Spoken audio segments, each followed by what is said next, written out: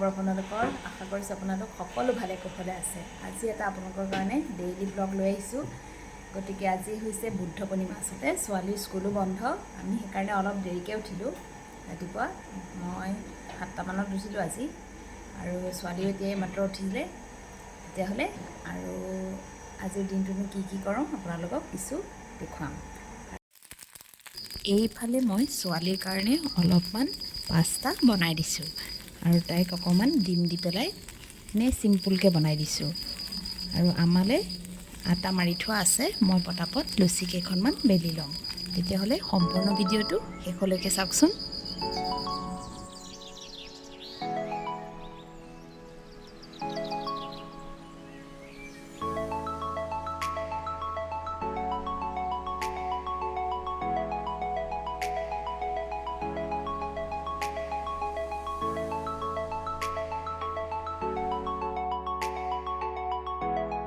আপোনালোকৰ ফালে বাৰু গৰম পৰিছেনে?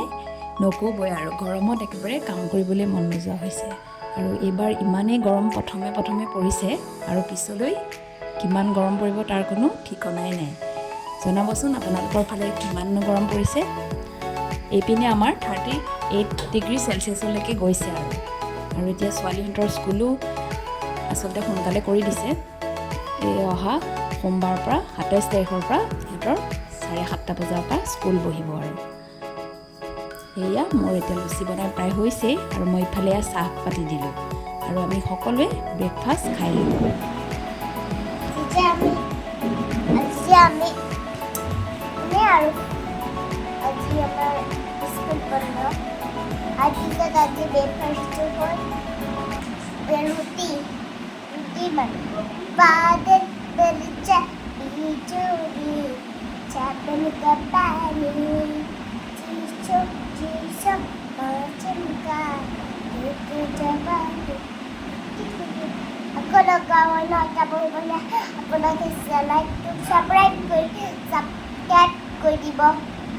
Bye bye.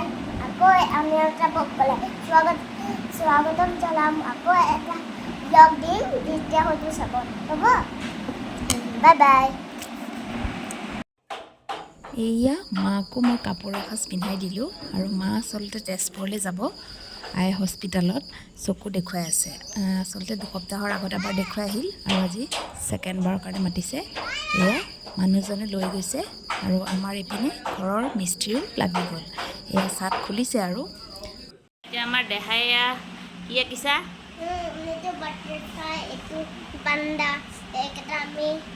এইয়া দেহাই এইফালে চাই দিয়া। এইয়া আজি স্কুল বন্ধ তৈয়াৰ কৰি আছে ন, ভাল ছোৱালী ন। এইয়া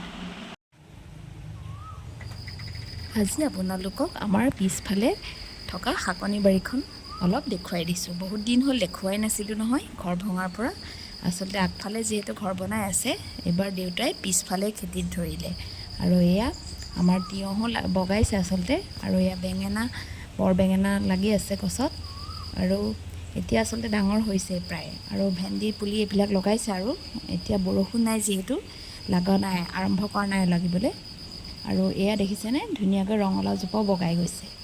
আৰু এইপিনে এইজোপা নৰসিংহ পাত, ইমান ধুনীয়াকৈ তলতে আচলতে নৰসিংহ এজোপা, আগতে আচলতে ডাঙৰ গছ এজোপা আছিল সেইডোখৰত, আৰু যিহেতু মাটি পেলাই গছজোপা কাটি দিলে, আৰু তাৰ পোখা পাই আচলতে পুলি ওলাইছে, ধুনীয়াকৈ জোপোহাকৈ ওলাইছে নতুনকৈ।